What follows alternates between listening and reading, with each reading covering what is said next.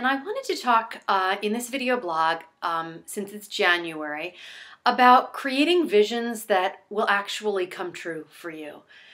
Because I think a lot of us have all been through the experience of dreaming something really big or even something really small that we felt like we knew what we wanted, we were specific about it, and why is this thing not manifesting? And in fact, I just came from a conversation with a client this morning where we were talking about her career and shifts she'd like to see in what she does for a living professionally.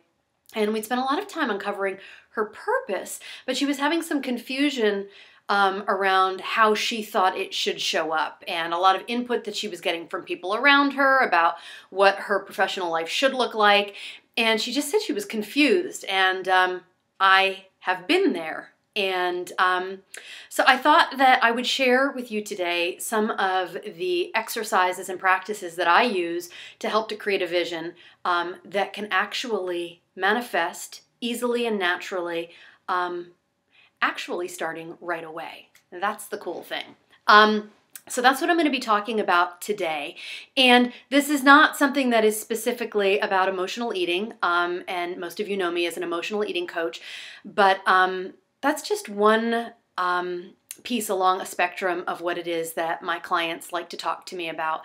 Because of course, once you heal from emotional eating, there's a whole bunch of other stuff, right? Now you can start thinking about other things and obsessing about food. Imagine that. And for those of you who don't feel like you're stuck right now, this is going to be something that you can put to use too in whatever area of your life where you'd like to create something new. So I want to share with you actually a book, one of my favorite books. It's called Creating the Work You Love. And this was given to me a few years ago. I read it many, many times over, and it's completely falling apart. The subtitle is Courage, Commitment, and Career. Again, that's Creating the Work You Love. Courage, Commitment, and Career. This is a fantastic book, and I'm going to read to you a little bit about what the author says about vision before I share with you my exercise for creating, whether you want to call them New Year's resolutions, or I like to use the word vision, and I also like the word intention more than goal, because goals are we're looking for hitting beautiful milestones along the way as we create our vision, but of course our vision is always changing and expanding.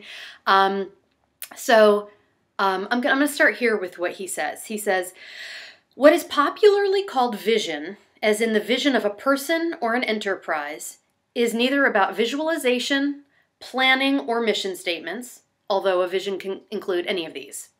To be a visionary is to be able to sense what is still unknown. I'm going to read that again. Also, I want you to see how he went from the word vision to visionary, because I know that you are all visionaries. And if you're not fully owning that, this is your official invitation to start owning yourself as a visionary in your own life. So he says, to be a visionary is to be able to sense what is still unknown, to be able to conceive of and imagine a possibility that does not yet exist in physical form.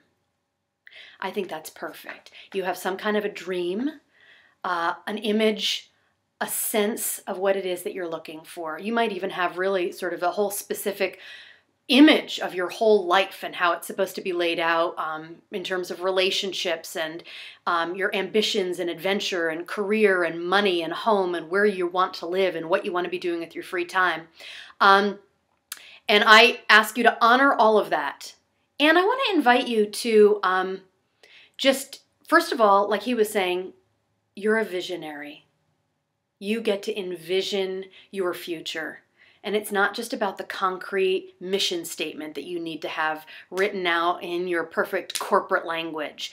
I don't know about you, but whenever I read one of those mission statements, like I go slightly unconscious in my head, like, I'm like, what are they talking about? It's all of this jargon. So I want you to, when you're thinking about being a visionary in your own life, think about what language speaks best to you. Use your language that feels like genuine, authentically true for you. And that can include pictures or words or anything that you'd like to include. But I love how he touches on the notion of faith, because he talks about creating something from something not tangible yet, just a possibility. And And here's where things get sometimes a little bit tricky for us when we're trying to create something for ourselves. We think we know exactly what it's supposed to look like on the outside. And here's where I want to step off a little bit the beaten path with the idea on how you want to bring your vision for yourself, whether it's a relationship or career or health, into being. And that's by sitting down and writing out. And you can take any number of big goals or ventures or anything that you'd like to achieve.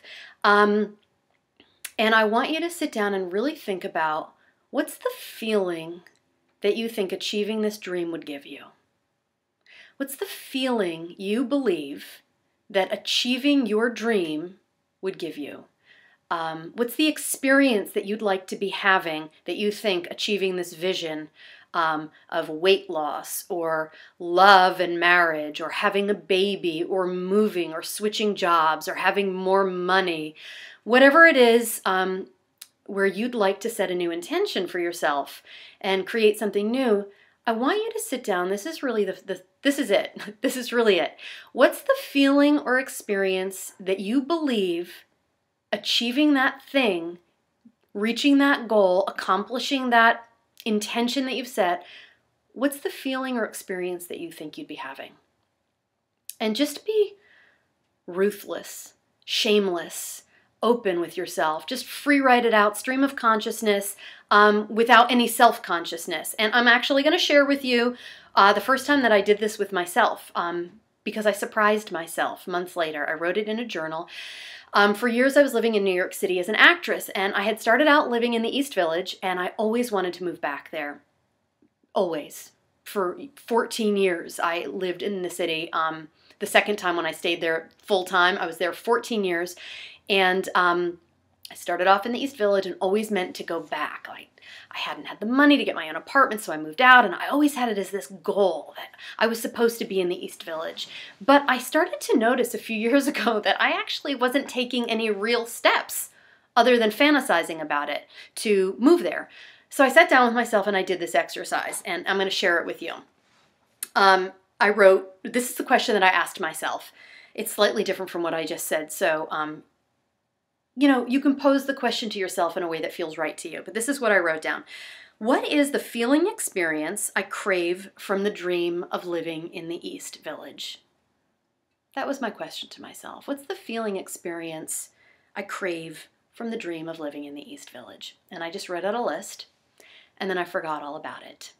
And a couple of years later, I had moved out of the city, and I was living in a town in the Hudson Valley, and I was just super excited and happy to be there. Like, bubbling over, in love with this town that I had moved to. And I was on the phone with a friend of mine, and she said, remember when you had that list about what you wanted to feel like by living in the East Village? And I said, yeah.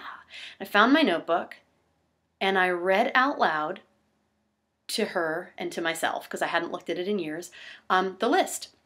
So here it is. What is the feeling experience I crave from the dream of living in the East Village? Feeling at home somewhere.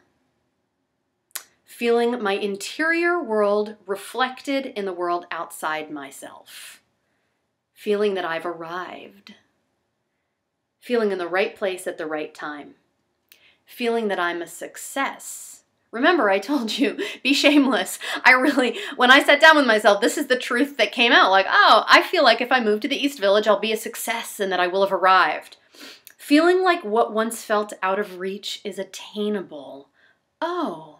So I started to understand that when I'd moved out of the East Village, when I felt like I didn't have the money to stay there, which may or may not have been true, that's how I felt at the time, it gave me a sense that I wasn't able to attain some of my goals. So I thought by moving back to the East Village, I'd feel like what once felt out of reach was attainable. I also thought I would feel satisfaction, pleasure in looking around me. I love that neighborhood. I think it's beautiful, all those brick buildings. And then, again, being shameless and honest with myself, I thought that by living in the East Village, I'd have the feeling experience of seeing people and being seen. Seeing and being seen. It's another thing that I wrote on my list.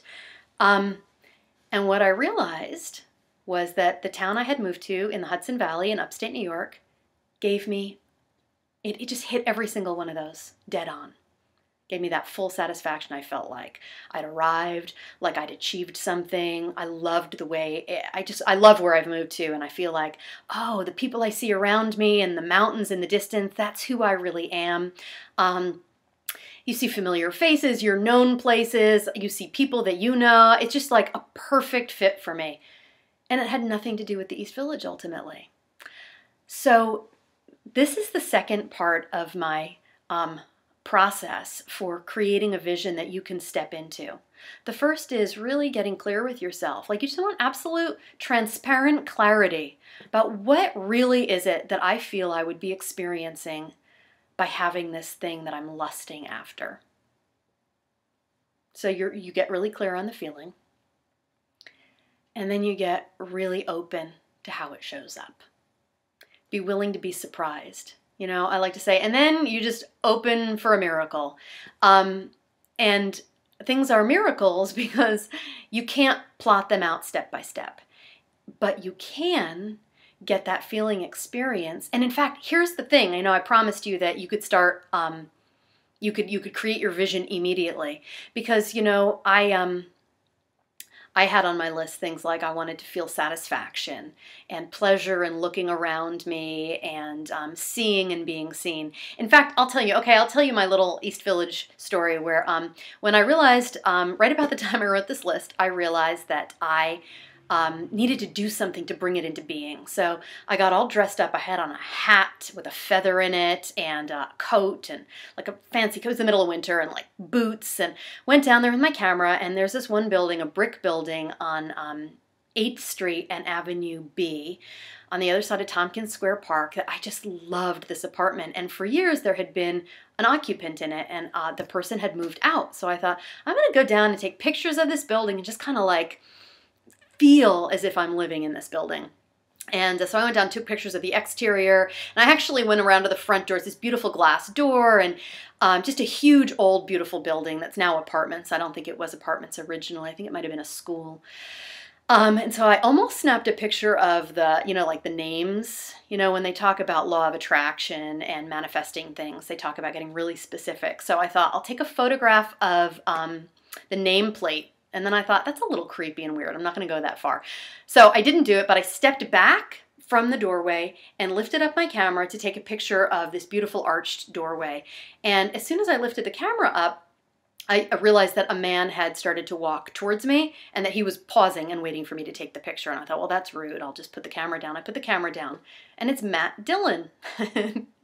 He says, I didn't want to ruin your picture. And I'm thinking, damn it. Ruined my picture. And I said, no, I was just taking a picture of the door. And he said, yeah, it's a beautiful door. And I said, yeah, it's beautiful. And then he pulled out a key, unlocked the door to the building, and went in to a place where I guess he lived. And I thought, well, isn't that a fun New York City experience? And I thought, well, okay, we see what echelon I'm aspiring to. And that whole experience of satisfaction, taking pleasure in looking around me, seeing and being seen. Like, it all came to fruition in that moment.